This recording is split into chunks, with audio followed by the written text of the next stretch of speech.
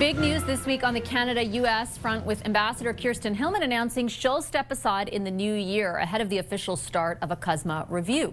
Ahead of that review, the U.S. Supreme Court is expected to issue a decision as early as this week, in fact, that could strike down roughly half of Donald Trump's tariffs. And the U.S. president, well, he's seized with the case. In a social media post this week, Donald Trump wrote, "The biggest threat in history to the U.S. national security would be a negative decision on tariffs by the U.S. Supreme Court." In yet another post, Trump said that American national security has been greatly enhanced by tariffs, adding, "Only dark and sinister forces would want to see that end." For more on this story, I'm joined by the governor of Delaware, Matt Meyer. Governor, pleasure to meet you and welcome you to our show. Thank you for making the time.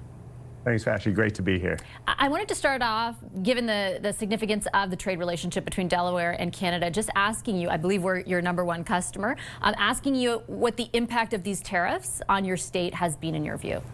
Look, you put a 50% tariff on steel and aluminum with our largest trading partner, Canada. It's to voters here, to Delawareans, to most Americans. It's not about tariff or tax policy or sovereignty between the U.S. and Canada. It's about the prices that we see everywhere. One thing I hear from Delawareans just about every day is the struggle to purchase a home, the struggle to rent, the problems of home builders constructing new things. 50% tariff on steel and aluminum, you can imagine that just causes prices to skyrocket and sends our economy into a downward spiral. I think that's what you're seeing. We had some elections last month that reflected voter dissatisfaction with Trump policies like tariffs. And do you feel that those prices have accelerated in the way that you anticipated? And I ask because the data in the aggregate outside of just Delaware had showed that a lot of companies, for example, initially were absorbing some of the increased costs. 50% on steel and aluminum is almost a different story. Like, have those prices tangibly, I know you say that there is certainly some reflection of that in some of the recent outcomes, but like in everyday life, are prices up? Absolutely. It's the holiday season now. Studies show that Americans are spending $130 more on Christmas this year to get the same bundle of goods. As we like to say, even Santa Claus needs to tighten his belt. So we're seeing that in data. We're hearing it on the street.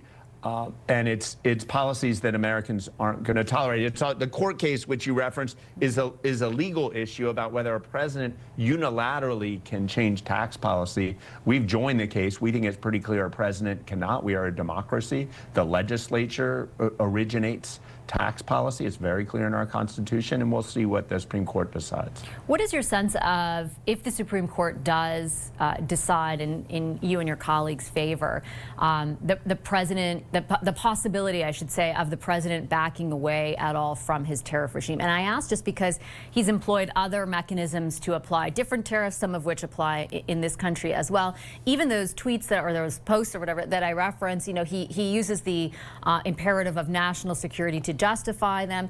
Like, do you think if the Supreme Court decides that the application of these tariffs were not justified, that they will ultimately go away, or the regime will go away?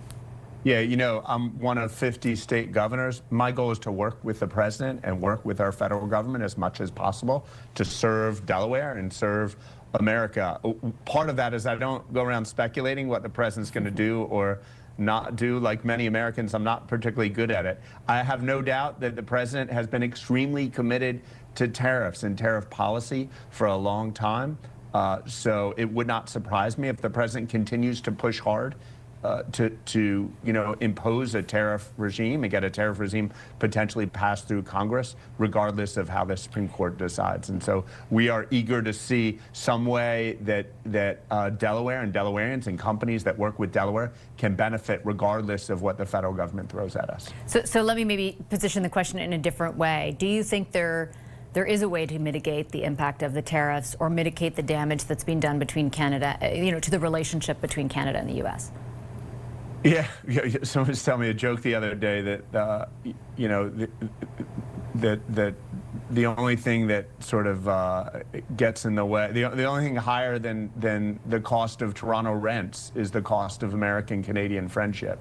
I think our friendship is valuable. As I was telling you off air, I've spent significant time in Canada. I think Canada and the U.S. are more than just neighboring countries. We're kind of siblings in a way. It's important that we have an open, honest relationship, just like I do with any of my neighbors, and hopefully you do with any of your neighbors. So I'm hoping however we move forward, we're not just slapping tariffs on each other, starting with us and then retaliatory tariffs going back and forth. To be frank, some of that actually happened during the Biden administration, during prior administrations. And I'm using my voice just to encourage the Trump administration, whoever's in power, to let's have a cordial relationship. Canadians and Americans share strong values. We need to work together.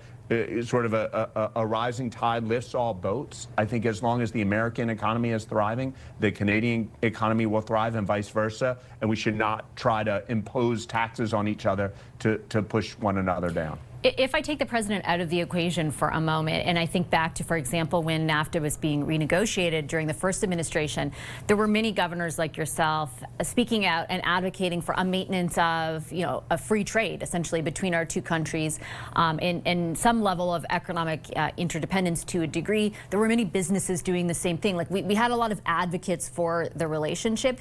At the beginning of Trump Part 2, it wasn't as loud. Do you sense any change there? And in particular among some of your Republican colleagues?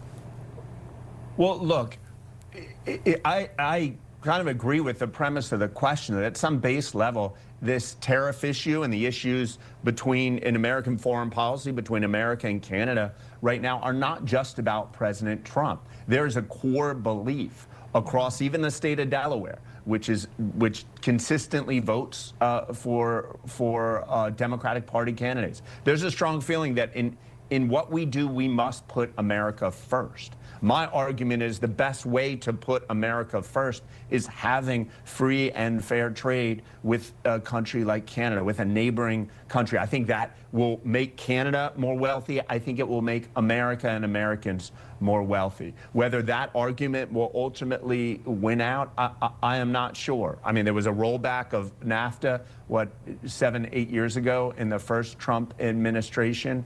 And that part of that comes from Trump. But as you referenced, a lot of it comes from the American people and potentially the Canadian people as well. We need to make sure we're working on equal footing. It's important we do that going forward. I think slapping 25%, 50% tariffs on each other is not the way to do that. It does not benefit Canadians. It does not benefit my voters here in America. So that leads me to the prospect of this CUSMA review that's going to take place next year.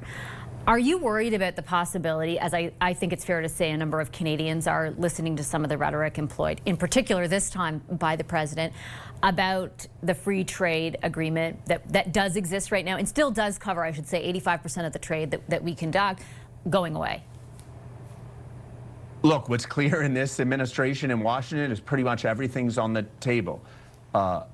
Which is concerning, but also to his credit. I think it's valuable. I won my seat as a governor as an outsider, and I said we're going to take a new look at everything. I have no problem with us as Americans and Canadians taking a new look at these agreements, looking at our history and looking at the economy today, which is pretty different than it was 6, 7, 8 years ago, and saying, how do we build a lasting relationship on equal footing? What happens in world affairs is economies change and relationships between nations change. We need to make sure that as friends, as partners, as neighbors, who in many ways our fates are intertwined, as friends, we need to make sure we build a relationship that's trusting and that can last for the long term. Okay, I'm going to leave it on that note, Governor. I appreciate your time and your insights today very much. Thank you.